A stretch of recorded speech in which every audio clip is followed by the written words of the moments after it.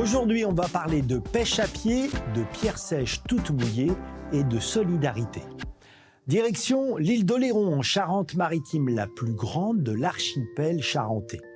On y trouve un patrimoine étonnant, quasi unique en France, les écluses à poissons.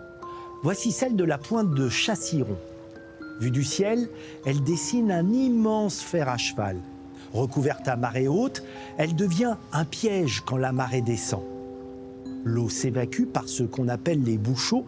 Il ne reste plus alors qu'à récupérer les quelques poissons retenus par l'enceinte.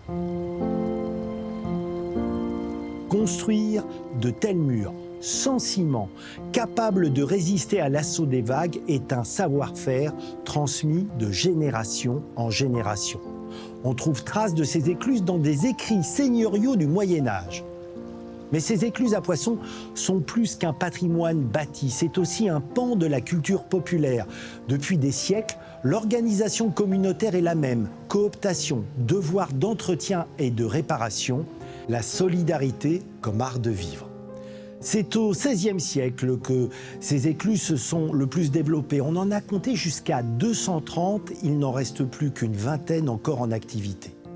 Outre leur importance historique et culturelle, ces écluses ont également un intérêt écologique, car elles protègent les côtes de l'érosion et permettent à la faune et à la flore de l'estran de se développer. Il faut donc rendre grâce à ces bénévoles qui non seulement sauvegardent ce patrimoine, mais aussi participent à préserver un environnement avec lequel les hommes doivent vivre en symbiose.